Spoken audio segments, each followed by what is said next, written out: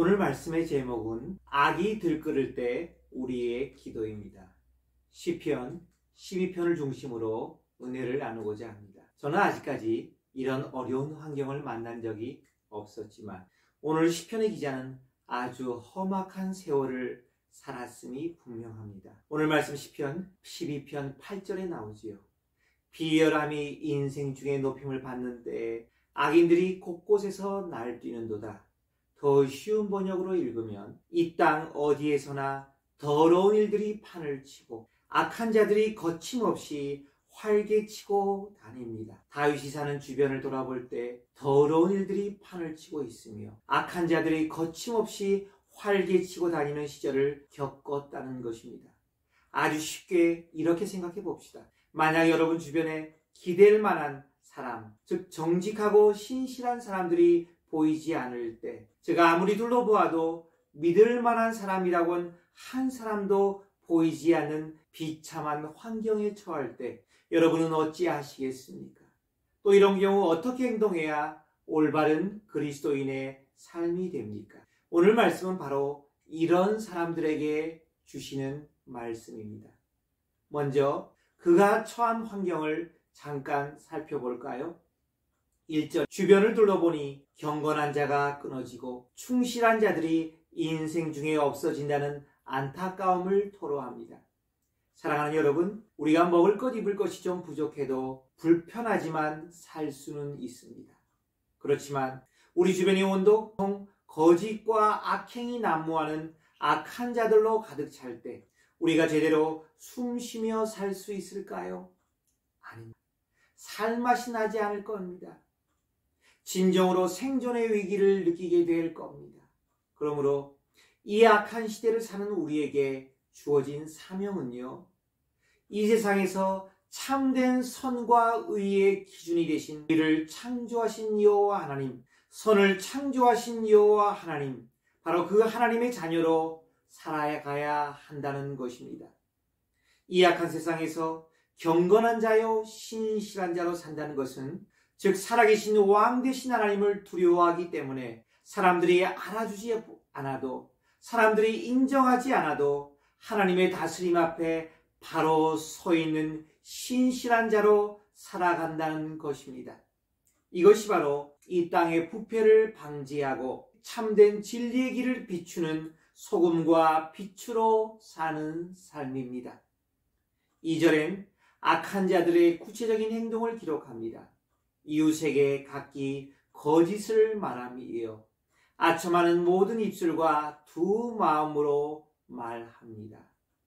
하나님을 두려워하는 자들, 정직하고 신실한 자들이 끊어질 때 이 세상이 어떻게 타락할지를 분명히 보여줍니다. 거짓을 말하고 두 마음으로 말하고 아첨하는 입술을 말하게 됩니다. 참으로 믿을 곳 하나 없는 세상으로 타락합니다. 4절에 보니 결국 세상이 어떤 심각한 죄, 즉 교만과 불경죄에 빠져들지를 예고해 줍니다. 그들이 말하기를 우리의 혀가 이기리라, 우리 입술은 우리 것이니 우리를 주관할 자 누구리요 합니다. 여러분, 악한 자들의 결말은요, 악한 세상의 종착지는 어딘지 아십니까? 신본주의가 아닌 바로 그 반대, 인본주의. 내가 바로 이 세상의 주인이므로 내 마음대로 살 거야.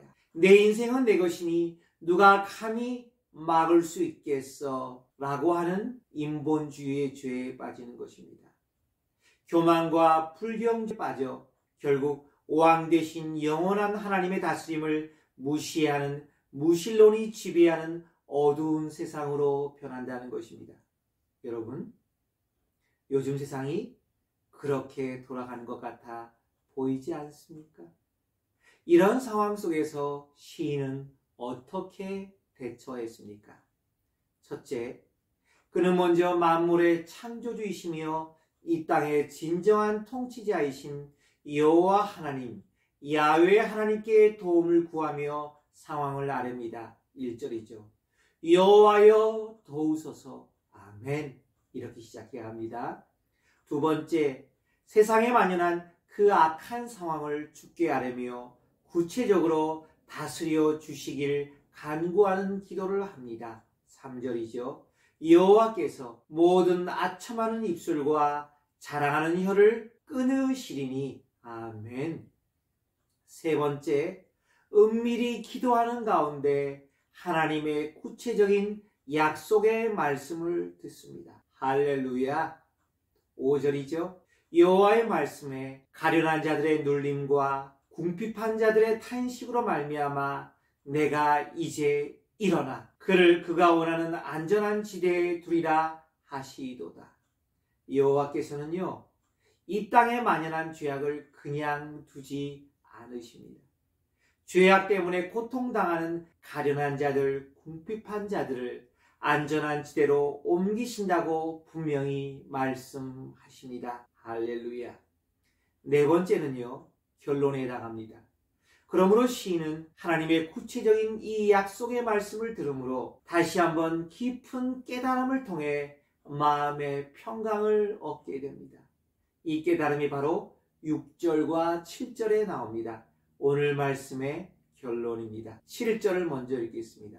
여호와여 그들을 지키사 이 악한 세대로부터 영원까지 보존하시리이다. 아멘.